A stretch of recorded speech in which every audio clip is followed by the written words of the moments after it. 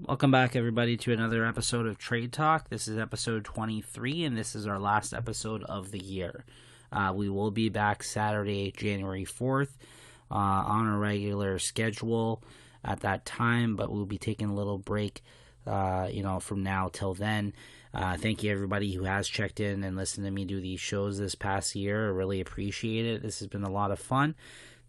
And yeah, here's to another year. Hopefully, I continue to do this. This has been really good, and yeah, thank you for all the support anybody has shown by listening to me do these.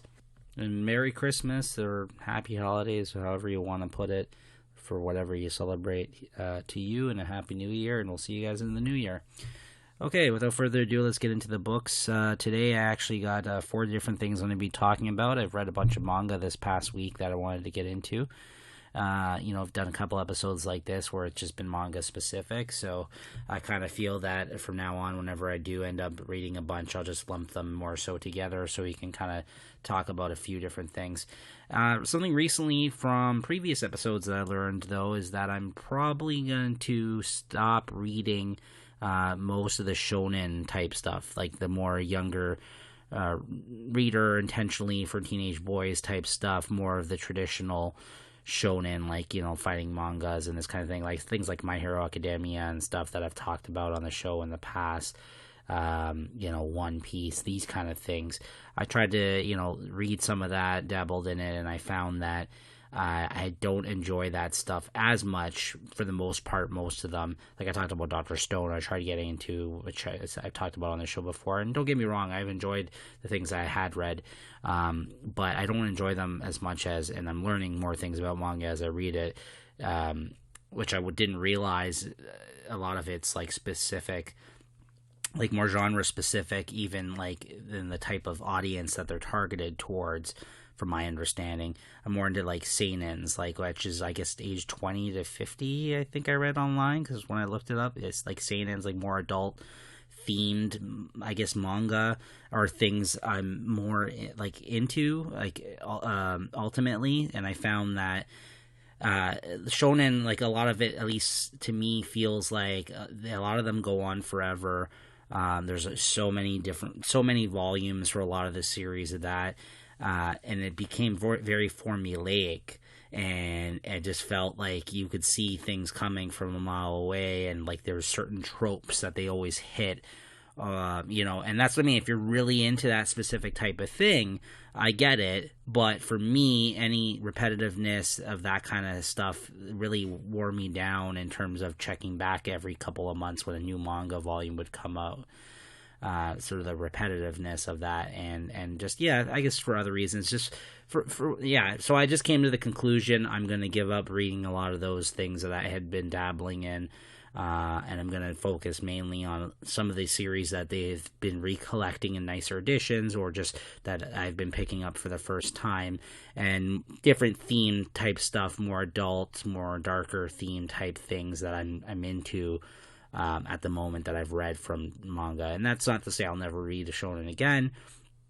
There's a couple actually I am still going to be reading, and I just think with me, since something like Dragon Ball hit when I was at the right age, when I was younger, I'll always enjoy that. But I know a lot of people find that not to be that great of a manga, and it's watered down and this kind of thing, and Toriyama's not a good storyteller. And I've heard it all. I've heard lots of people hate on Dragon Ball as big as a property as it is, but the mangas itself, because I'm still picking up Super. I'm not up to date on it, but I'm reading the mangas that have been released for that. I've been picking them up. And things like that hit me at the right time, where I'm sure with a lot of these other animes and stuff, mangas hit people when they were younger as well, too. The target audience for that shonen, that's something that I'll always like enjoy, right? So trying new things out, though, not so much. Like My Hero just kind of felt like, the manga version of a lot of the superhero comics I already kind of read, and reading that and reading other things, while enjoyable, it just felt, very tropey and stuff to me, like the story beats. So anyways, I don't want to, if you guys are listening to this, I might be fucking ruining your, you might be tuning out now, hating on me, ruining your sense of of me even talking about manga or reviewing it seriously, because I know Shonen, lots of people love lots of those series. So I just want to say, for me personally, I found that I'm going to take a step back from that and focus on some other series here that I've been currently reading.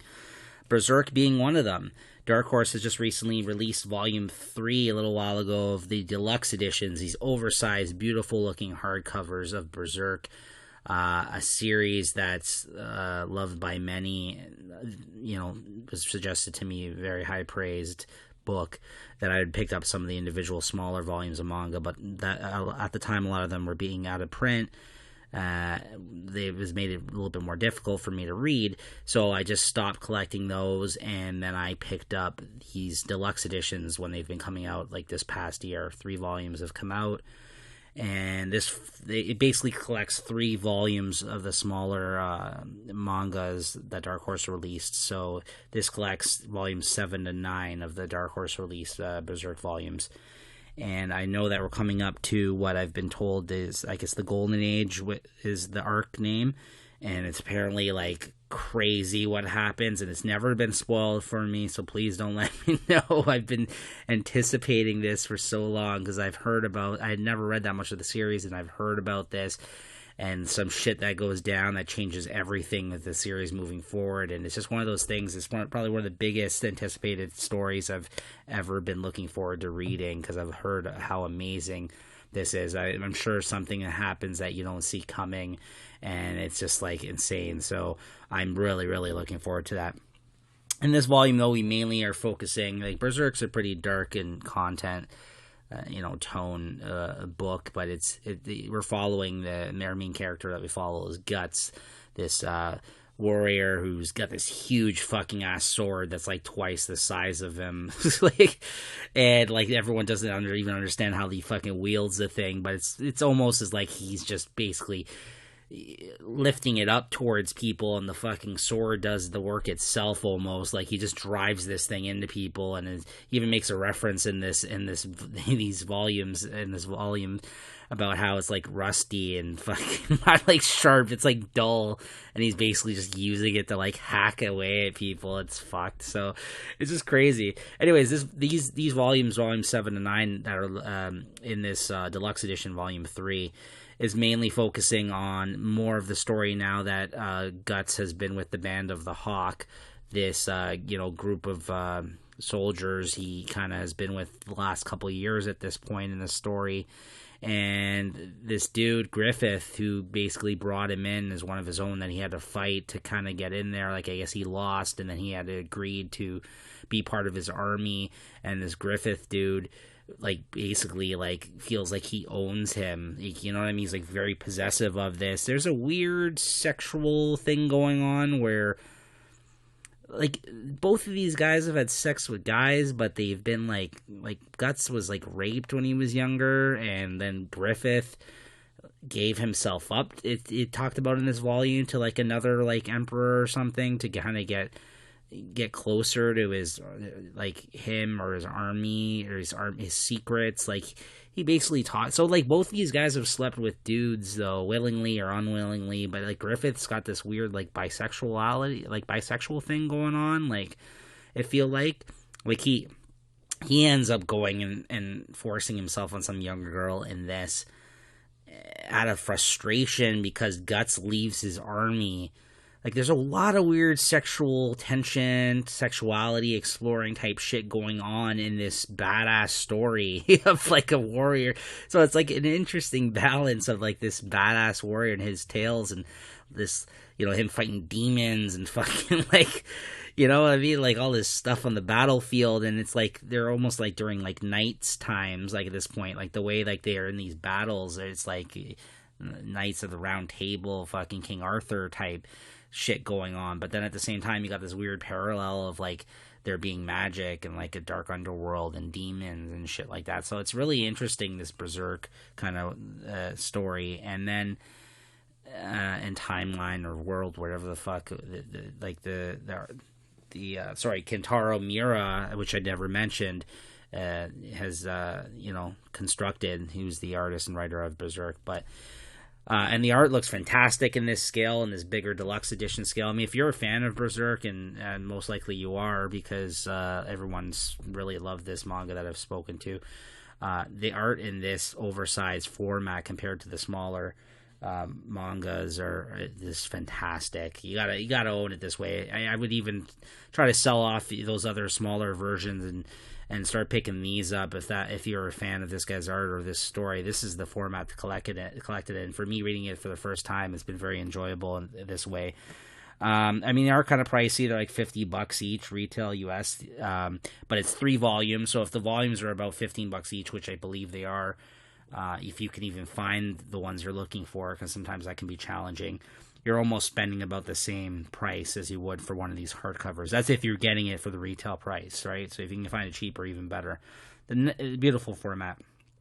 And then Casca, the woman in this who's was in love with Griffith. He has some weird love triangle where she kind of gets in the middle, where she falls for Guts and they end up hooking up, but she at the same time she still loves Griffith, but she feels that she can never have Griffith because of the way he is, and he also leads the army, the band of the Hawk but she's he brought her in, she's obsessed with him, but she doesn't think that he would be into her or that she's worthy of him because he's like a fucking goddess. He's got these long luscious locks, long flowing hair type thing. He's a very good looking statuesque kind of man, and then that's what I mean, but that's why this weird sexual tension between him and Guts being with Casca, and then Casca being liking Griffith, and him feeling possessive of Guts. He basically leaves the Band of the Hawk in this, and he has to end up fighting him once again for him to allow him to leave the Band of the Hawk. And then after he leaves, he's like a broken man, like a shell of himself, and the army goes to shit, and he ends up losing, and he ends up going and fucking some king's daughter out of frustration and diversioning her, and then he finds out and he throws him in the fucking prison. And they're torturing him for a year before Guts comes back and ends up saving him. So it's a crazy story. Just it's just really good character work and awesome looking art and all these complicated type characters with their histories with each other. And in between all that, you got crazy battles and fighting and huge swords, and like I said, it's awesome. I mean, I could talk about this for a long time, but we do have other books to touch on here, so I don't want to spend the majority of the episode talking about this, although I have already spent a bunch of time doing so. It's just great, and there's nudity and man and woman nudity, so it's got something for everybody. And yeah, it's a lot of fun. I can't wait till the next volume. That's the only thing with these deluxe editions. These are only coming out every 3-4 months, right? And I need the next book, and I believe that's going to be going, or is, the Golden Age arc. And fuck, I can't wait. Like I said, so really looking forward to it. And the crazy thing about this is you're focusing on this story and this with these group of characters, but I mean, it goes places, this story, from what I've heard, and even from what we saw prior to him meeting up with this army, this Guts character, this Band of the Hawk that he meets with Griffith and all that. So it's felt like 2 different stories, even 9 volumes in so far. So I can't wait to see where else it goes. So I'm looking forward to the next volume. Berserk's great stuff. All right, next up we got Gantz. This is Omnibus Volume 4. This is by Hiroya Oku. This is also being released by Dark Horse in these omnibus paperbacks. This is already being released, the whole series. I think there's 30-something volumes of Gantz through Dark Horse. But now Dark Horse is combining, again, 3 volumes in one. These are, again, the same different scale than the Berserk. These are actually the same size of, the mangas that you would have got Gantz in from regular, little, manga size, or tankobens, I think they're called, the Japanese word, so, but they're 3 in 1, so they're thick, they're thick paperbacks. I know some people said the quality of these aren't great. I know that the spine can crack very easily depending how you're reading this, because there's so many pages in these. But I like this format that they've done, like the smaller Dark Horse Omnibus format. They did the same thing with Lone Wolf and Cub and things like that. I'm a fan of it. And I've really enjoyed Gantz as well. And this is a pretty dark, fucked up, nihilistic story, I would say. Doesn't have a lot of heart to it. The main character is not somebody who I'd say is a great person. But I can't stop reading the book. I just find it really interesting. And this particular volume, which I guess this is volume 4, so if you're talking about 3 volumes per each one, that'd be 9. This is like 10 to 12.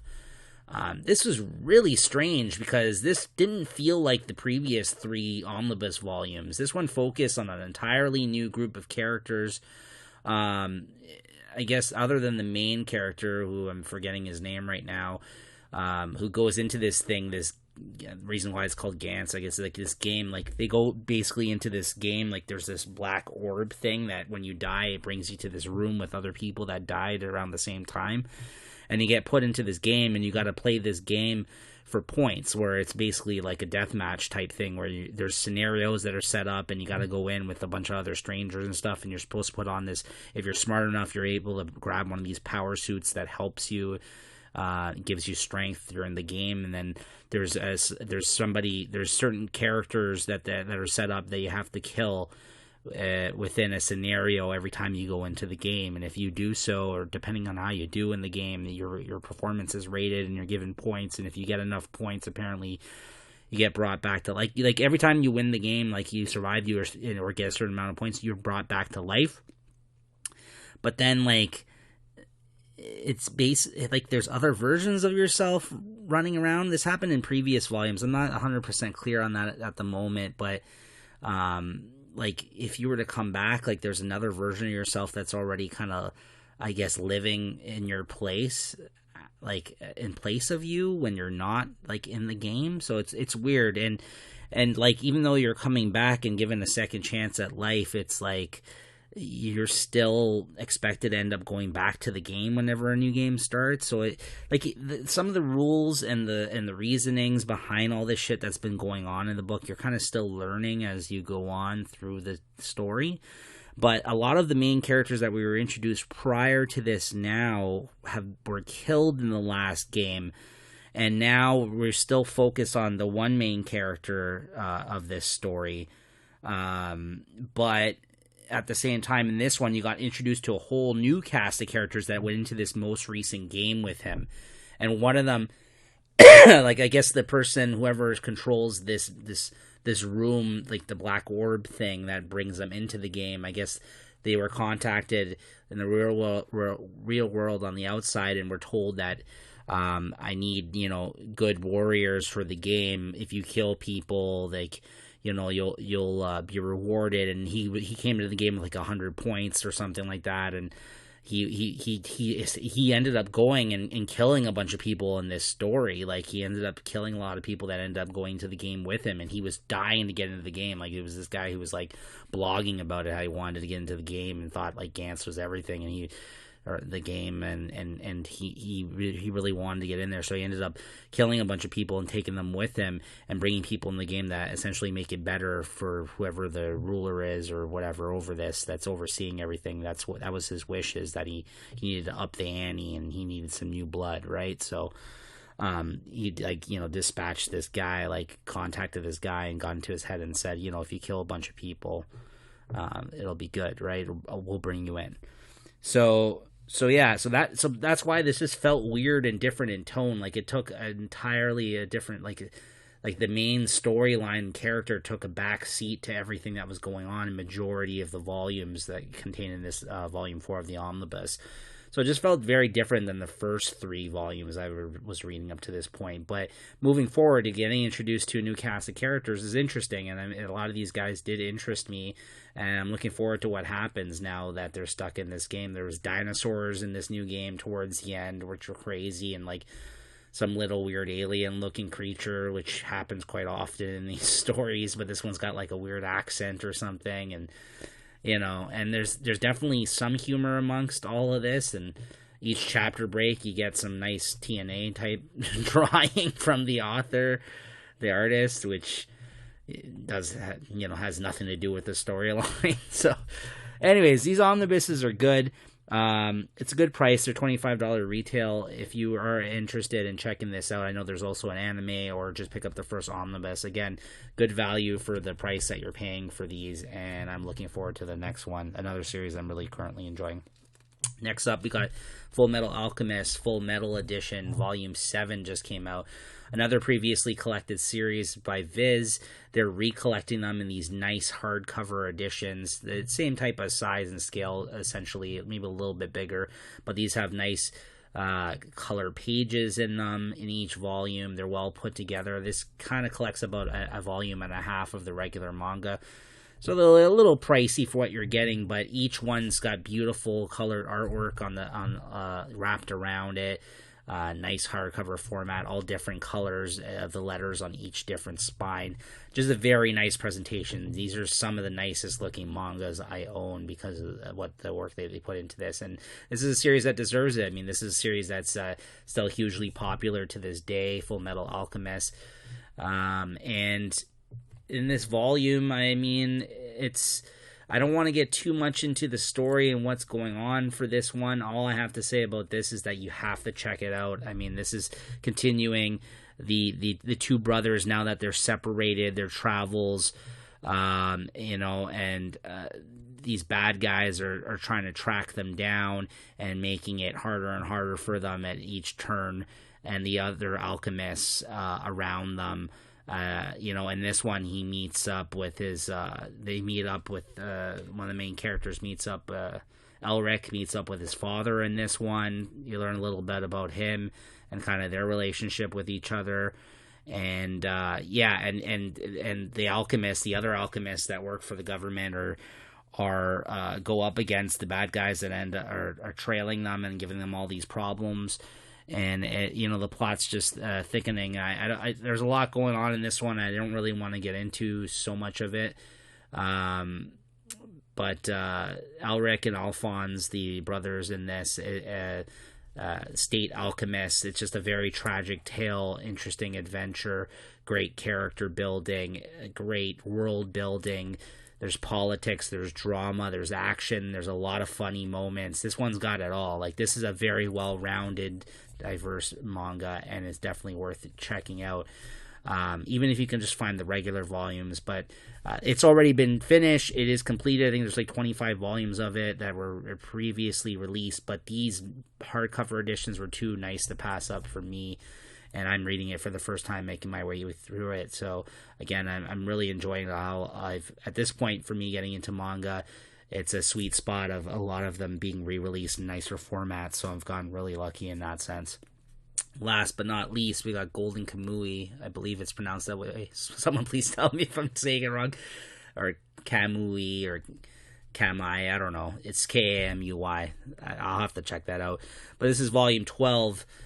This is probably one of the series that's currently coming out, because these last three ones have already all finished. They're just getting re-released in these versions.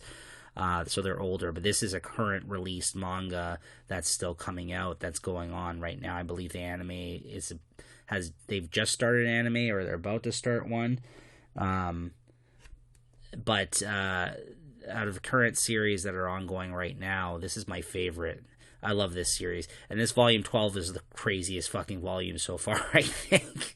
Let's just say there's a guy that sneaks up on a bear because he's in love with animals and nature, and bears for that matter. Fucks this bear in the ass and this, okay? Then ends up dying of ecstasy from fucking this bear in the ass, okay? Alright?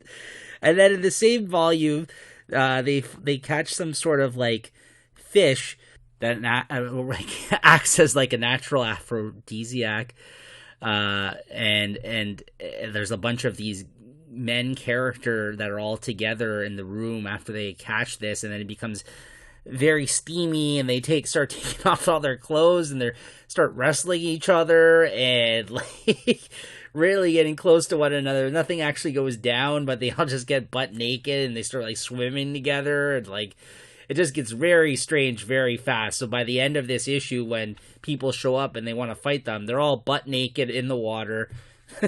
So It just talk about well-rounded mangas. This is another one, perfect example of it. Not only is this a food manga, it's a historical manga that has, like, it talks about the history, actual factual type history of the Ainu people of this culture in Japan, as well as chock full of comedy, dark moments, action, adventure, and then they also talk about all the dishes specific to this culture.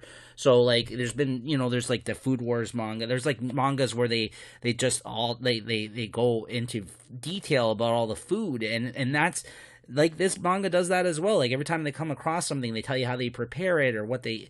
You get a few pages of them eating the food and commenting on it and telling you a little bit about the background and in relation to the Ainu people and this food and the ways they're prepared and how it's good and how it's not, or whether the way they did it was good, and how, if the characters enjoy it and what they enjoy. And you get into that, and you get into the history of the Ainu people. And then you got all this crazy, like, I read this description somewhere of this series, and this is probably why I love it, and it's such a great description, and it, like, clicked for me as soon as I heard it. I'm like, great description of it, was the fact that it is basically like a Quentin Tarantino film, this story, like the plot lines that he has normally in his stuff, or like Robert Rodriguez or something, like over the top crazy shit with like weird, interesting characters. There's so many diverse, different, interesting characters in this book, and like I said, and then you got all this comedy in it too. Like, all the shit I just told you is fucked. Like, it's weird shit that goes on. Like that thing with that dude and the bear, kind of strange and pervy. It might turn some people off, and just wrong, straight up wrong. But it's just, it comes off so weird and funny in this, and and there is a point to the story too. Like, there's a through line of them hunting these skins to find this gold. Like, and the artwork is fantastic too. I can't